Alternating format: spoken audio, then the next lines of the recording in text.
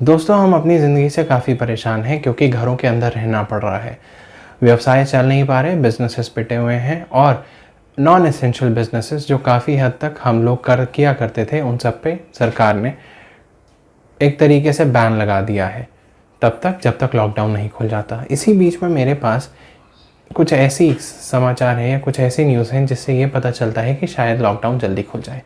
अभी तक अगर देखा जाए तो सिर्फ 1 मिलियन लोगों की टेस्टिंग हुई है, यानी कि 10 लाख लोगों की। और 10 लाख लोगों से हम 90 करोड़ लोगों की टेस्टिंग कैसे कर सकते हैं, ये हम जानेंगे इस वीडियो में। तो मेरे साथ बने रहिए। मेरा नाम है प्रांजल, आप देख रहे हैं टेकी गस्ती। सबसे पहली बात ये है कि कोरोना वायरस के हुए लॉकडाउन से बचने के लिए या फिर इस लॉकडाउन को ख़त्म करने के लिए हमें सबसे पहले ये जानना पड़ेगा कि ज़्यादा से ज़्यादा लोग जिस सोसाइटी में लॉकडाउन को खोला जा रहा है या जिस ज़िले में लॉकडाउन को खोला जा रहा है वो सेफ़ है। सेफ़ इस मामले में कि वहाँ पर संक्रमित लोग नहीं हैं।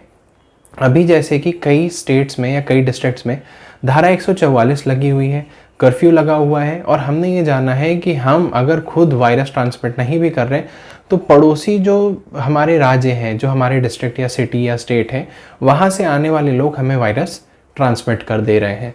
इसी बीच में गवर्नमेंट ऑफ इंडिया ने जब आरोग्य सेतु ऐप लॉन्च किया तो इसे मैंडेटरी बनाने की काफ़ी हद तक कोशिश की। आरोग्य सेतु ऐप अब कंफर्म कर रहा है जिस भी फ़ोन में इंस्टॉल हो रहा है उनसे लगातार उनके यूज़र्स से ओरली मैसेजिंग के थ्रू पूछा जा रहा है क्या आपको कोरोना वायरस के सिम्टम्स हैं। वहाँ पर आप ऐसी चीज़ें डाल सकते हो कि मुझे खांसी हुई है या मुझे फीवर है या मुझे ऐसे कोई भी सिम्टम नहीं है या मेरी ट्रैवल हिस्ट्री पिछले 14 दिनों में क्या रही है। ऑल्दो भारत में लॉकडाउन को हुए 40 दिन हो चुके हैं। ये आरोग्य सेतु ऐप अब मैंडेटरी बन चुका है हर सेंट्रल गवर्नमेंट एम्प्लॉय के लिए, हर केंद्रीय सरकार में काम करने वाले या राज्य सरकार में काम करने वाले एम्प्लॉय के लिए कंपलसरी है, अनिवार्य है अपने फ़ोन में इंस्टॉल करना।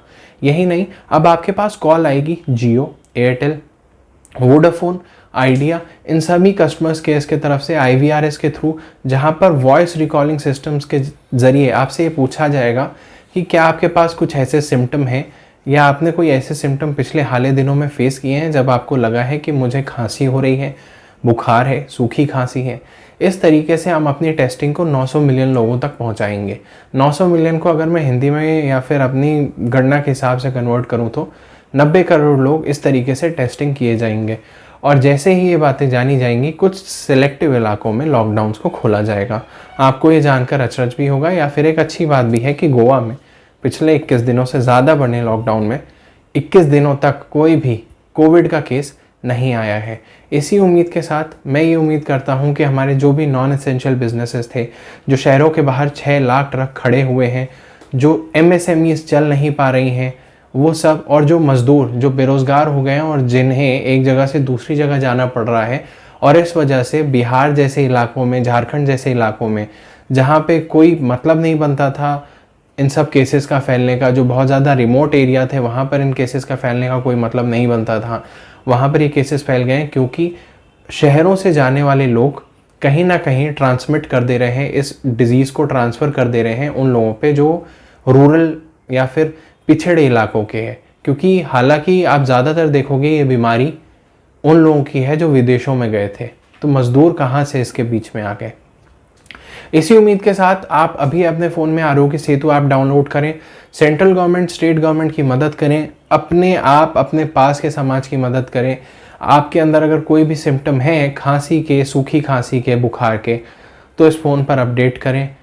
आप खुद भी अपने परिवार को बचा सकते हैं, आप अपने समाज को भी बचा सकते हैं और इसी तरीके से हम लॉकडाउन से बाहर जा सकते हैं एक नए नॉर्मल के थ्रू, यानी एक नई ज़िंदगी जहाँ पर हमें डिस्टेंसिंग तो मेंटेन करनी ही पड़ेगी, इसके बावजूद हमें मेंटेन करके चलना पड़ेगा अपने जीवन शैली जीने का ज़रिया और तरीका।